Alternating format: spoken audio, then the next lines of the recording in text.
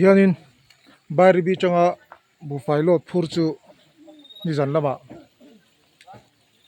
helai din tharti khur bulla ain herna veran chana ta na wangin buinia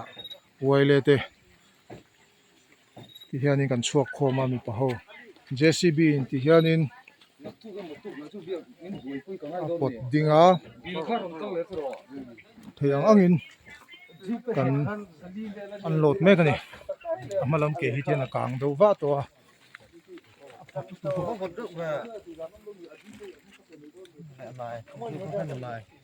chunglama sun panga paruk velana ma hnunglam ke hi chu khamlama atlavek to a tan chuang inam lo ani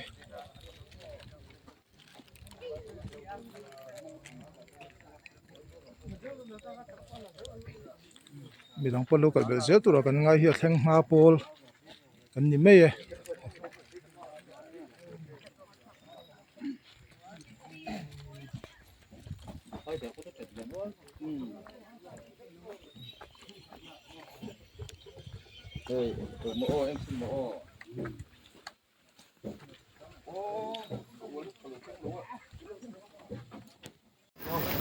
lai ti pi feri kong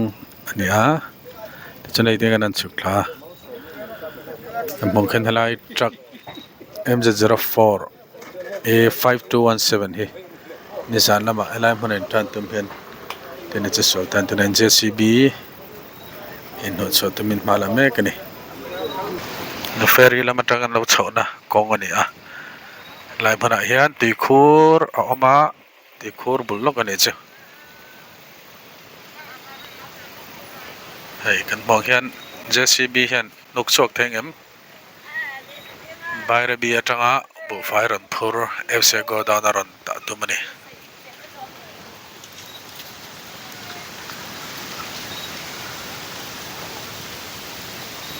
kan bong hian ferry kalkong kha ani a chon tin kan han chuk thazela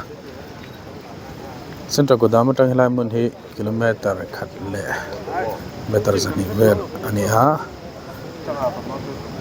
voini ni somle pakhat November laidar li le achan vel ani a tu chon ni zan dar kwa le achan vel khan hilai mun a hian bayra bi atang local truck hi intran tumin chesual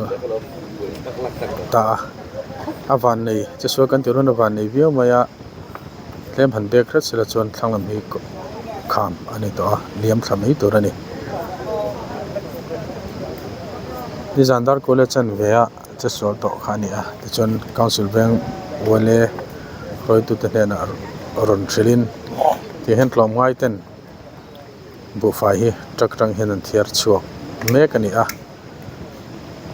Traga Buhfai thiar chuak zo hian JCB hian ti hianin nuk chuak don ani tuna po hian JCB hian aveng tata aliam thadora hi tlom ngai thalai rol ten ting hian Buhfai an thiar chuak sak mek ani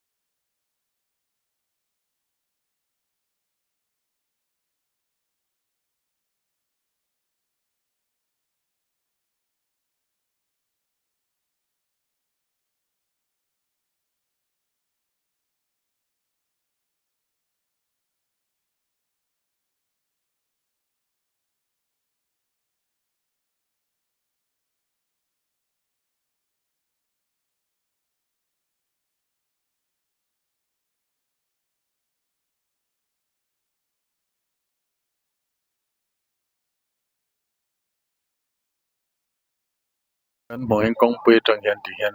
lai mon in tan tumna bek ani a akke nunglam hi chu atla ani deuh thaw mai han che deuh thut chonin thlanglam aliam thanghan mai tur ani a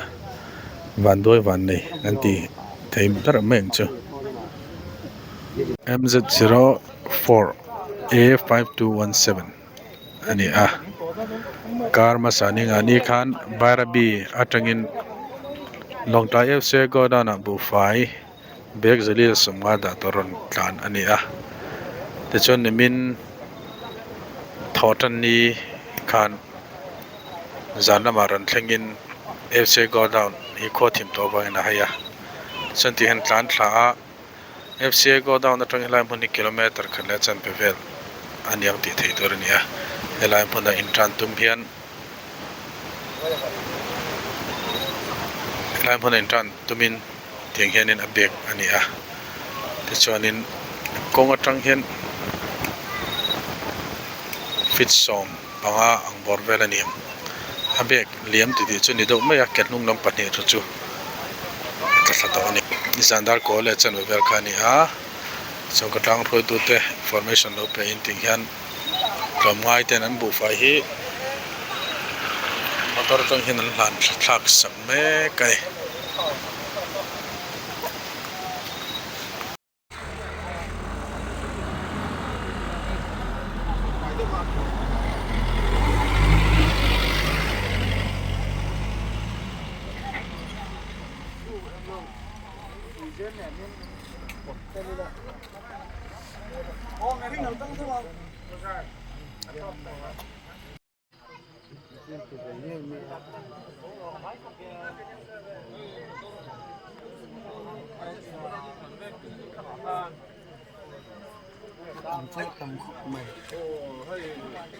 Yan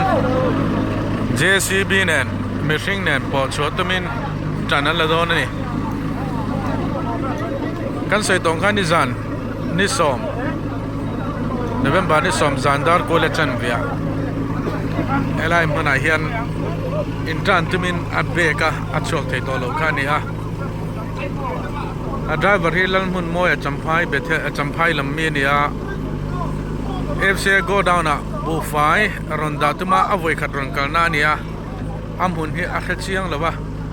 fc go down hi tlan belin ti hem ferry road a atan tanga fc go down mu mai lo wangin intran tuma etianga chesual ni Buhfai bek zalile somnga apura so mi tlomai den bek zani don andat thak sak to ani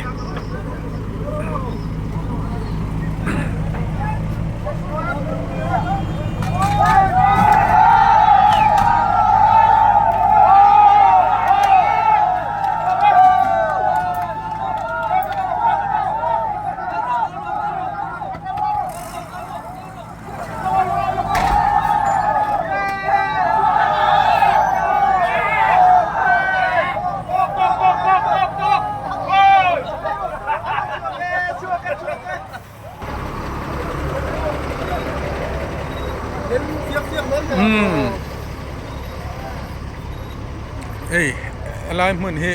atana mun khania am bek thaya khe chon kong thanga thui taklum thatur ani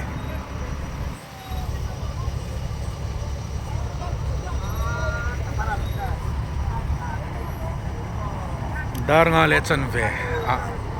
JCB le mi kom ngai te tang ko pin dihan an hnuhchhuah te ta ani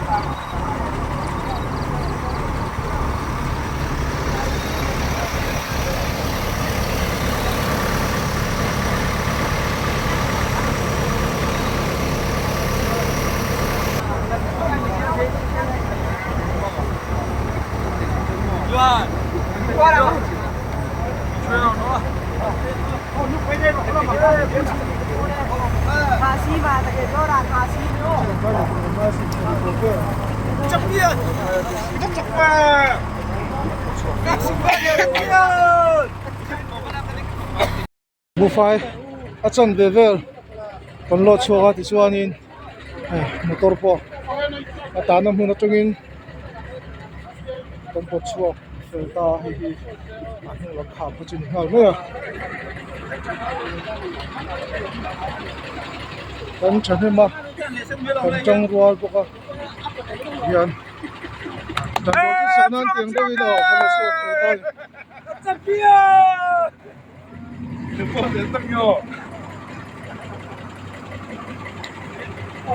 masain kan ruiman hi siwaile kan GS suyani alian tha mun hi chang kan pota ani pui hi somsari atanga za chikan galo tur kan ngai somsari borvel chikani tur kan ngai JCB ne kan pot chuak te ta ni tang lama chang ni lo gang